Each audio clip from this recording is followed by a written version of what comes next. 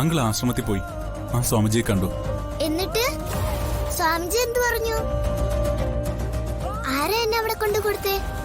അത് പറഞ്ഞു.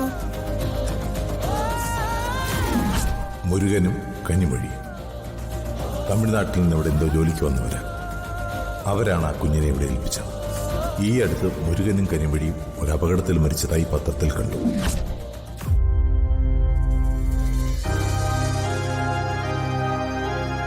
അങ്കിൾ എന്താന്നും മിണ്ടാത്തേ? പറയങ്കിളേ, സ്വാമിജി എന്താ പറഞ്ഞേ? അപ്രിയമായ ചില സത്യങ്ങൾ പറയാതിരിക്കുന്നതല്ലേ നല്ലത്. ചിപ്പിയെ ആരും അവിടെ ഉപേക്ഷിച്ചു എന്ന് മാത്രം പറഞ്ഞാൽ മതി. വെറുതെ അവൾക്കൊരു പ്രതീക്ഷ കൊടുക്കണോ? ഇപ്പൊ ജീവിക്കുന്ന സന്തോഷത്തില് അവള് ജീവിക്കട്ടെ, അതല്ലേ നല്ലത്.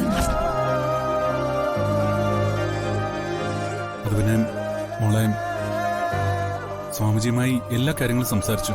എന്നിട്ട് കൂടുതൽ കാര്യങ്ങളൊന്നും സ്വാമിജി വിട്ടു പറഞ്ഞില്ല. അങ്കിൾ ഇത് വെറുതെ പറയുവാ. അങ്കിൾ ആശ്രമത്തിൽ പോയിട്ടില്ല. അല്ല മോളെ, പോയി. അങ്കിളിന്റെ കൂടെ ഒരു ഫ്രണ്ടും ഉണ്ടായിരുന്നു. ഞങ്ങൾ കാര്യങ്ങളെല്ലാം വിശദമായിട്ട് സ്വാമിജിയോട് ചോദിച്ചു. പക്ഷേ ആശ്രമത്തിലെ നിയമം അനുസരിച്ച് ദത്തെടുത്ത ആരുടെയെങ്കിലും വിവരമോ കുട്ടികളെ അവിടെ കൊടുക്കുന്നവരുടെ കാര്യമോ ആരോടും തുറന്നു പറയാൻ പാടില്ലെന്നാ സ്വാമിജി പറയുന്നേ. അങ്കിൾ എന്നോട് വെറുതെ പറയുവാ. അല്ല മോളെ, കൂടുതൽ വിവരങ്ങളൊന്നും പറയാൻ ആ സ്വാമിജി തയ്യാറായില്ല. സത്യം?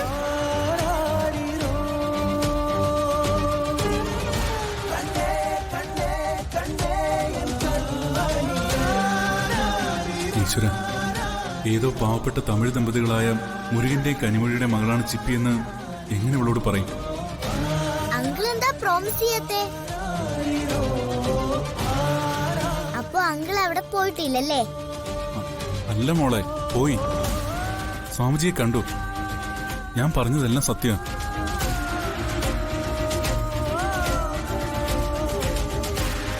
മോളുടെ അച്ഛനും അമ്മയും ആരാണെന്ന് ആ സ്വാമിജി പറഞ്ഞില്ല.